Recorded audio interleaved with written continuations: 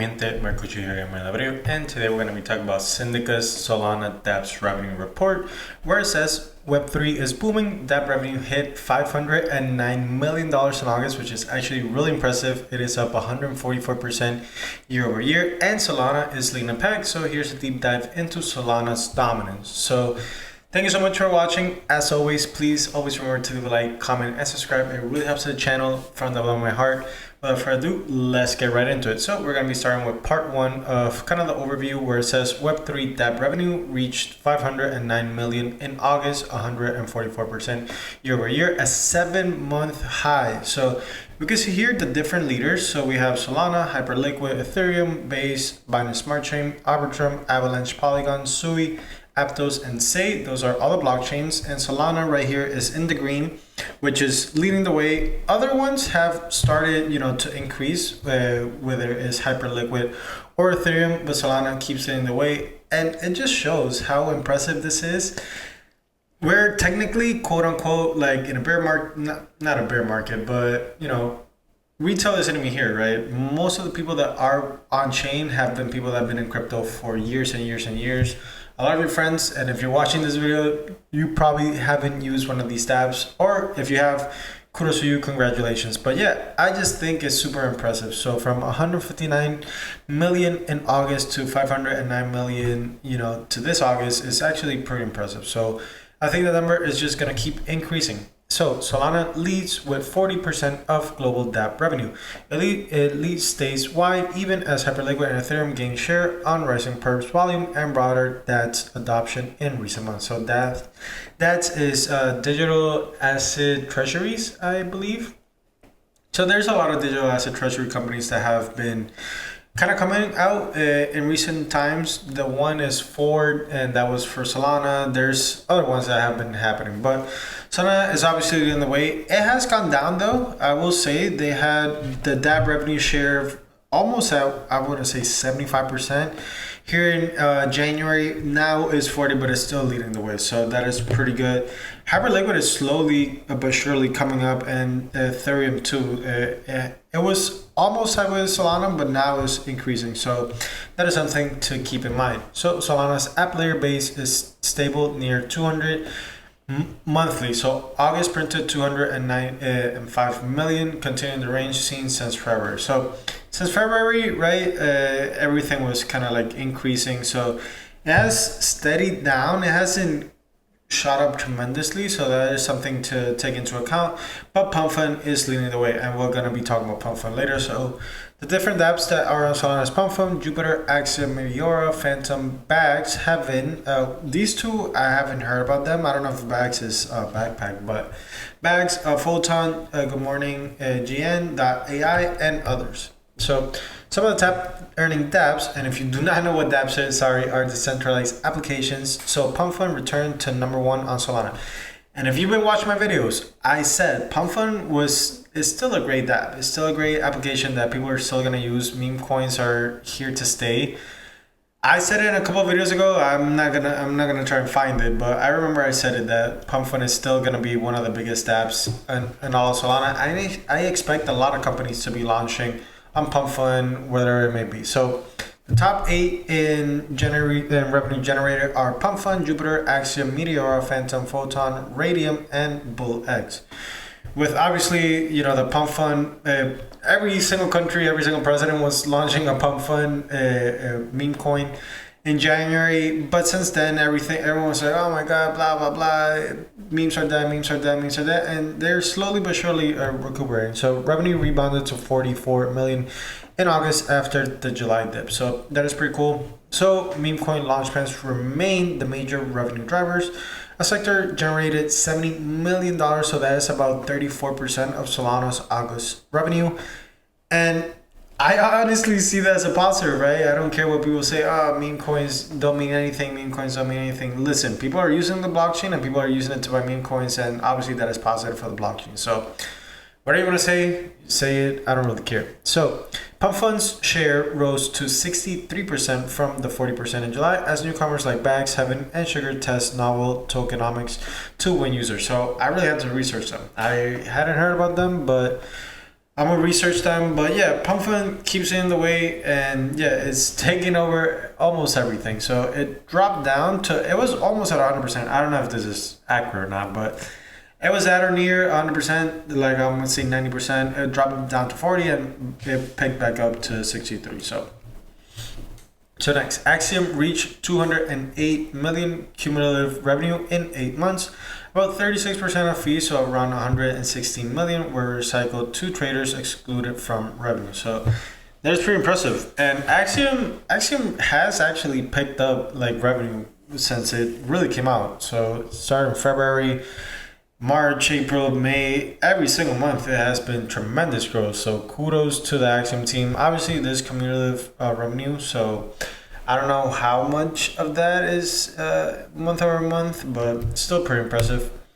DAM version 2 is now Meteor's prime engine, so August revenue was 14.6 million. The protocol's last 3 months hover around 15 millions, 180 million annualized. So that's pretty good as liquidity pool uses and token migrations grew. So that's pretty cool. I personally I'm not the biggest fan of Meteor, but it is what it is. Jupiter posted an all-time high of 335 billion in revenue. What? That is actually insane. These companies are making so much money. And I saw a tweet today. It said, if you want to make money in crypto, build a project or build any product. So, and I think that's correct, right? Obviously, you could trade. Not saying that you shouldn't trade. But yeah, look at how much money these protocols are making. It's actually insane. And 50% of the protocol revenue goes to Jupiter buybacks sent to the litter box and logged for 3 years. This is actually an insane name. I don't know why they did it, but it is what it is. And the recent Jupiter Lend launch adds a new revenue stream for the protocol. So that is pretty good. Most of the revenue, though, comes from perps and then ultra swaps, DCA, and limit orders. And so we have to see how much the Jupiter Lend adds to that revenue. So that's actually pretty impressive. Infrastructure revenue, that is part three. Solana's revenue engine extends beyond consumer apps. Infrastructure revenue hit a 7-month high, led by Jito and Metaplex. The sector has delivered steady 5 to 7 in monthly pick and shovel cash flows, anchoring to the app stack. So some of the biggest infrastructure dApps on Solana are Jito, Metaplex, Marinade, Dex Screener, which Dex Screener is actually, I'm really intrigued by that one. I didn't know that was developed by Solana. Sanctium, Helio, Streamflow, and Squads V4. So there is a lot of money also to be made in infrastructure. Currently, right now, Jito and Metaplex own majority of it. So out of like the 7 million, they own what, like over 4 million. So yeah, look, make one of these infrastructure dApps to kind of like compete with them. Genesis and Metaplex Launchpads have become meaningful revenue lines, so it generated 387,000 in August versus 105K in July, about 18% of Metaplex August revenue. Its early launches, cards, portals, and Tuna sold out quickly. So again, these, I hadn't heard about them. I don't know if Tuna is DeFi Tuna. I think I had heard about cards, but I could be wrong.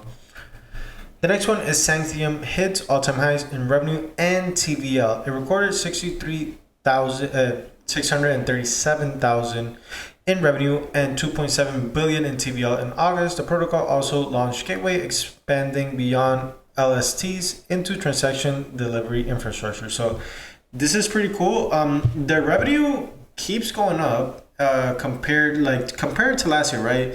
It's almost at 3 billion from last year. Less than a billion, I would say like a couple million. So that's actually really impressive. And TVL went down even though revenue was still up. I don't know why that is. I wish I knew, but I don't know why that is.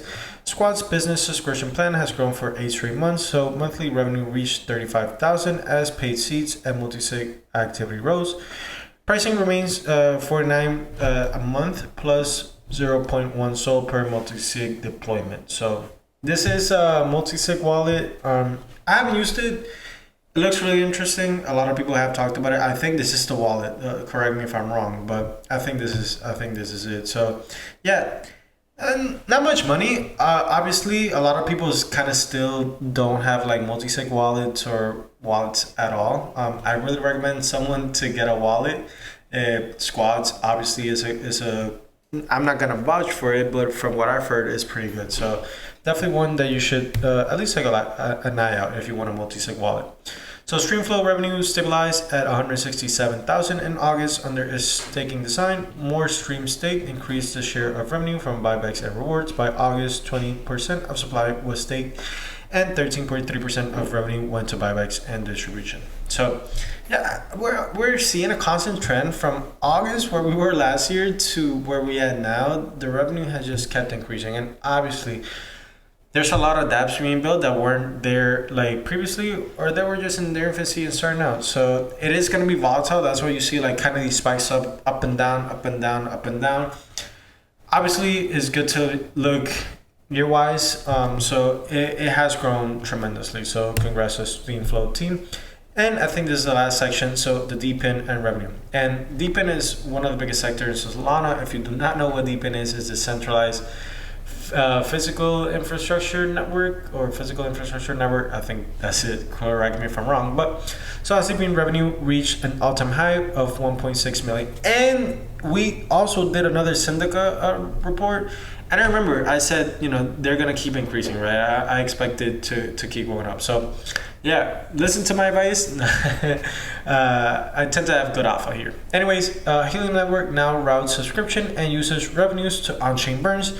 GeoNet, Uprock, and HyperMaps also posted record months. So congratulations to those teams. I really like HyperMaps. I haven't heard of Uprock, and Geo.net or GeoNet I do like too. So yeah, honestly, super impressive. And it actually rose, right? Like we were talking about in the last video from the Syndica, it was like a 1 million, it was increasing, but right now it jumped from 1.6 in August, where we were, to July from 1 million. So that is pretty cool.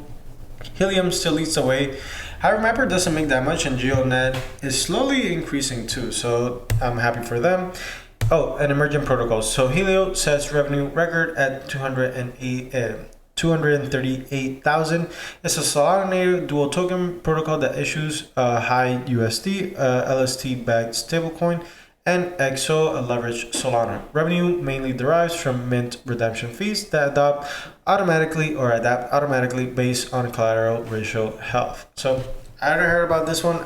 I have a lot of homework to do, so do you. But that's actually pretty impressive. In April, they were at 3,000 in revenue.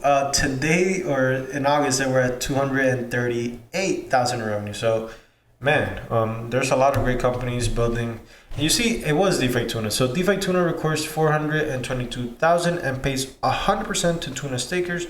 All revenue flow pro rata to stakers. The team holds 50% of the supply and stakes it for align and to fund operations and growth. So congratulations to them too. I'm surprised they weren't making that much money. Probably they're gonna keep making money. Yeah, that's pretty much about it. Thank you so much for watching. I know it's a little bit of a longer video today, but we had a lot to cover. And I'm just super bullish on Solana. Whoever says that they're not bullish on Solana or anything, I don't know. They probably haven't seen this video. So show them this video, show them the report, and read the report for yourself. Anyways, thank you so much for watching. As always, please remember to leave a like, comment, and subscribe. It really helps out the channel. And I will see you on the next one. Bye-bye.